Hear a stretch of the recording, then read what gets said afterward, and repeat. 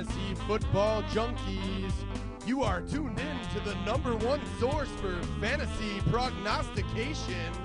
It's Testosterone Fantasy Sports with your hosts, Jeff and Jesse. So listen up. Here's your chance to gain the edge over the competition and dominate your fantasy football league. Every week we break down all of the matchups and tell you who to play as well as who should ride the pine. This is the joint that every fantasy junkie needs, so check it out! Saturday night is here, and you know what time it is. It's Testosterone Fantasy Sports up in your grill. Jeff and Jesse doing the show that we love to do. Jeff, good to be back on the set with you, riding high. 2 Minnesota Vikings wins in a row. Another show out there for the fantasy junkies. Week 7 NFL upon us. Yeah, I know the fantasy football season's flying by so quickly. The NFL trading deadline just passed this past week on Tuesday. We saw a big-time trade happen that it totally affects the fantasy football landscape. The fantasy football trading deadline just a few weeks away, right around Thanksgiving. So a lot to go over here on today's show. We're going to get started as we always do.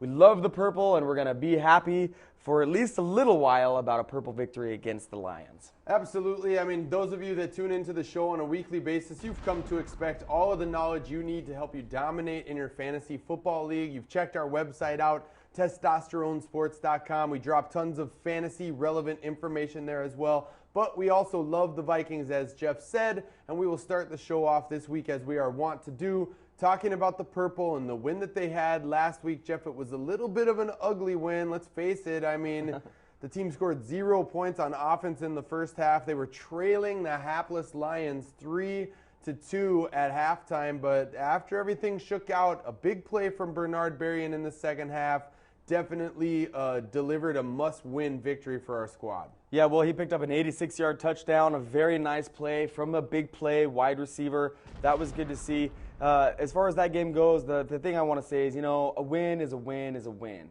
And we'll take it when we can get it. And thank God for Dan Orlovsky.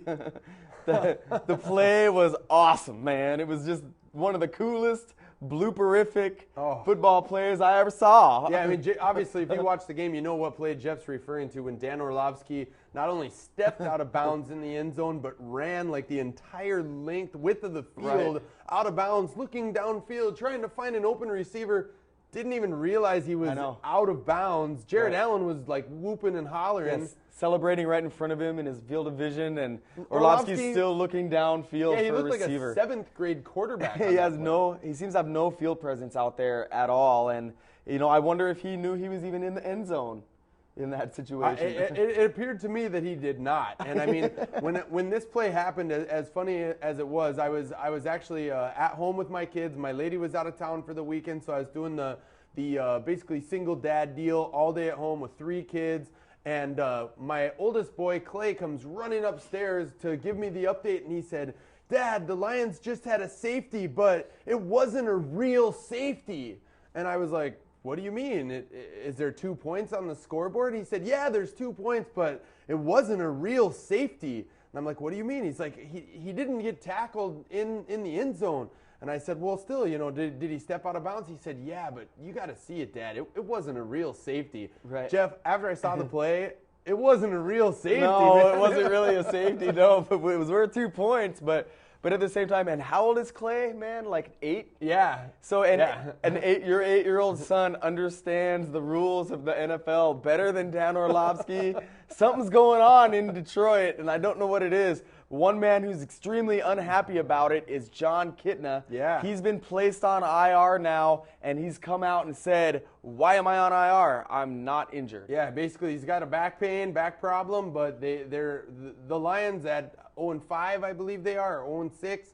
I don't know if they've had their bye week yet, but they're a terrible club, and they're basically going to go forward and see if Orlovsky has any answers, which I could tell you he doesn't from watching him play last week. They're also going to give Drew Stanton a chance, but I really think, Jeff, that the Lions absolutely, without John Kitna, have a chance at running the table and going 0-16. They just suck that badly. Well, I mean, I don't know if that's going to happen. You know, NFL teams tend to eventually get things going and can get a victory.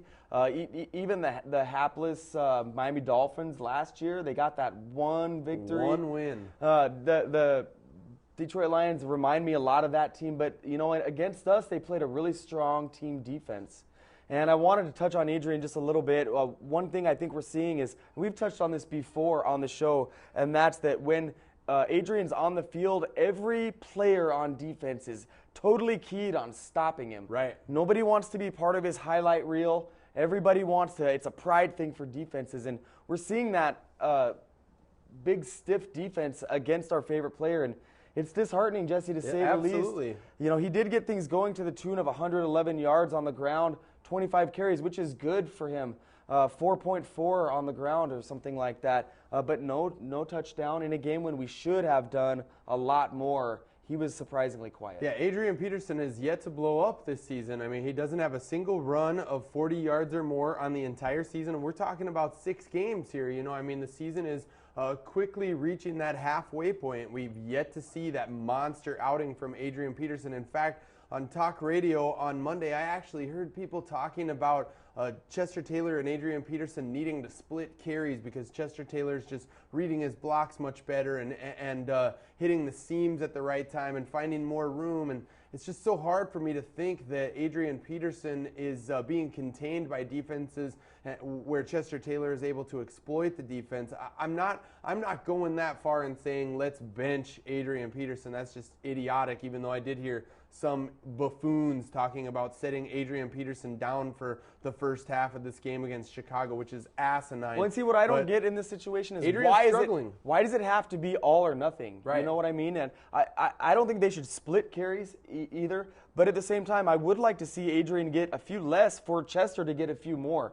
We have to do something that's going to put opposing defenses on their heels to keep them guessing about what's going on. But when we roll up in our big package, we've got a fullback offset to the right, and we've got Adrian behind him and a tight end. Everybody knows we're going to run the ball. Absolutely. Everybody knows we're going to get the ball to Adrian Peterson. Right. So then the whole defense plays a little bit stronger, and they stop him for a 2-yard loss. And Adrian, we remember his first NFL touchdown last year in week 1, Jeff, was on like a 55 or 60-yard reception for a touchdown. Right. I want to see some inventiveness from head coach Brad Childress. I mean, a lot of people in this game were really complaining about the play calling again, saying there's no inventiveness by the offense. Adrian Peterson is a weapon, and when you have a weapon like that, you've got to get him the ball in space, let him make some big plays. It's just shocking to me to think that Brad Childress comes from the Andy Reid regime where they use Brian Westbrook in so many different capacities. They get him the ball all over the field. If we would use Adrian Peterson that same way, maybe he's not quite as polished as a receiver as Westbrook, but dude, he's just as dangerous in a broken field, and he's never getting a chance like that. Yeah, every time he gets the ball, he's swarmed around by 4 or 5 defenders. So I'm with you completely. The creativity in our offense just isn't there, and it brings to mind the fact that Brad Childress, while at Philadelphia, never called plays. Never. So he's a head coach now who never had any play calling experience coming in, and the offense is so vanilla. You know, at least throw some sprinkles in there, you know. Yeah, screen pass. Chester has thrown a touchdown, so we've gotten a little bit into that, but there's really no creativity in the running game at all. Chester's touches are very restricted, and then our fullbacks aren't the same. Yep. We really miss Tony Richardson. He's plowing the way up in New York for the Jets and helped Thomas Jones get into the end zone twice in their last game. Right. And we just Reno Mahi not Reno Mahi, but Tahi and Thomas Tapeh, just they're not cutting the mustard right now, and it feels to me like maybe we should go back to the 2 tight end set, because when Adrian's back there, you can't tell which way he's going, and at least you give him an edge that way. Well, they've got to do something different offensively. I mean, let's face it, the Detroit Lions are not a good defensive team. They came out. They look good against us. They pinned their ears back. They had 4 sacks in the first half of that game. Coming into that game, they had 4 sacks all season. So I'm calling out the offensive line here too. I mean, we have McKinney back. I think there was a little bit of rust on him last week. I'm hoping he plays better this week. But Burke and Hutchinson, those 2 guys are not they're not playing at that Pro Bowl caliber that we expect them to play. The holes just aren't there at this point. And Ryan Cook, dude, you looked like a disaster last week. Yeah, it's been a struggle to watch. The right side of our offensive line seems to be breaking down. The left side hasn't been much better. You know, the Lions, they were getting tons of pressure on us. Tons of pressure. And it wasn't a surprise that we didn't score because every time Farad stepped back to pass, he had somebody in his grill. And, right. and they did a great job defensively. The defensive coordinator would delay his blitz and send Ernie Sims late. And Farad took a shot. A couple from big Sims. shots. And I'll tell you that, you know, when the defensive line is able to collapse a pocket like that, it makes it really hard for an offense to do anything at all. So all they had to do was stop Adrian and collapse our pocket, and everything unraveled for us. And I mean, essentially for a second week in a row, what we've seen is Bernard Berrien win the game for us. Right. He made the one long play 2 weeks ago against New Orleans on a touchdown catch, and they set up the winning field goal with a pass interference penalty. The same script happened again here this week. Long touchdown catch by Bernard Berrien, which, I mean, really was the only explosive play we had all day. Bobby Wade had one decent catch as well. But Bernard Berrien, that one explosive play, and then realistically, Jeff, a phantom interference call late on Lee Bodden set up I mean, we won that game by 2 points on Dan Orlovsky's idiotic play. And it's the second game in a row that we've gotten down almost all the way down the field due to a penalty. Yeah, and this time it was a real phantom. So, yeah, it really was. So the club has to step up because coming this week, the Chicago Bears, we will travel to Soldier Field, Jeff, and people at home will be able to go onto our website, testosteronesports.com. They'll be able to see a clip from the Sports Fan movie that we were involved in a couple years back because we've been to Soldier Field, Jeff. We've watched this club, and we were followed by documentary filmmakers while we did that, so make sure you check it out online, testosteronesports.com. But, Jeff, this environment that this club is moving into is a pretty raucous environment this week at Soldier. Now, hang on, man. This clip, is the whole clip on there? Because I remember there's some partial nudity in that clip. I don't think that so. I'm not necessarily comfortable with, and it'll be only on the website, web only. I mean, I've known some other people who've had some partial nudity on the web only, and that's kind of turned bad for them. It'll be good.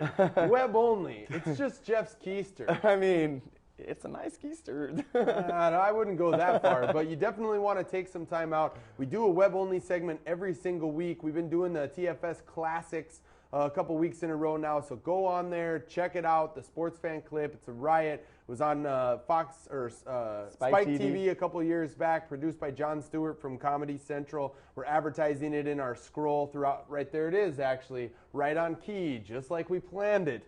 So go online, check that out. But as I said, Jeff, well, we're hoping that this week's game is going to be a little different than the game that we went to, where our offense put up only 3 points. Brutal.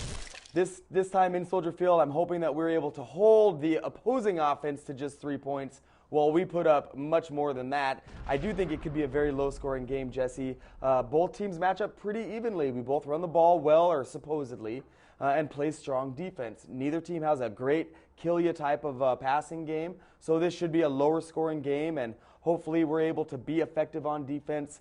One thing I'm concerned about is that without E.J. Henderson at the middle, are we going to let Matt Forte run wild? Yeah, I'm hoping we don't let Forte run wild. Let's remember we still are fourth in the league in total run defense, but you're right. You know, missing out on a playmaker like E.J. will probably make it a little easier for Forte to find some running room. And the Bears had a brutal beat last week. They took the lead on the Falcons with 11 seconds left. Matt Ryan came back and beat the Bears.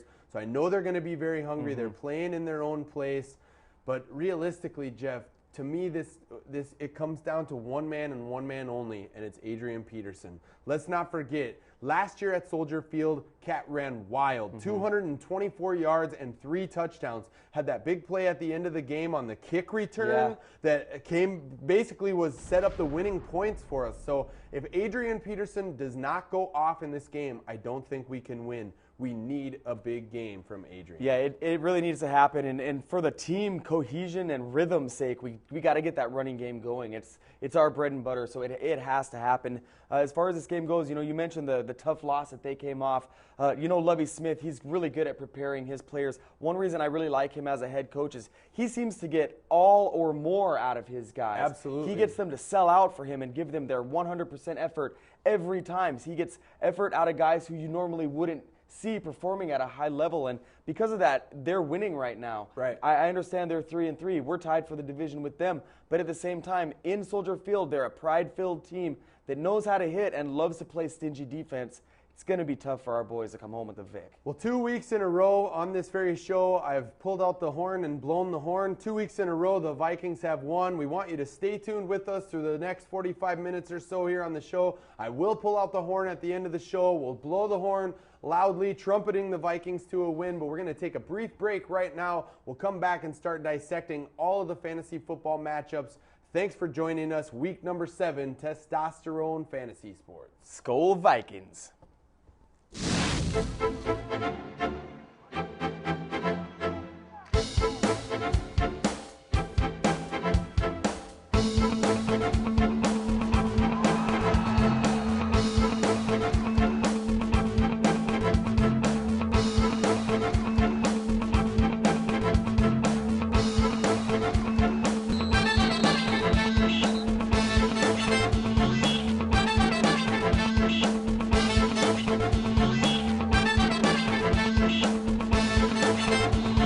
If you want to win, You must tune in to Testosterone Fantasy Sports.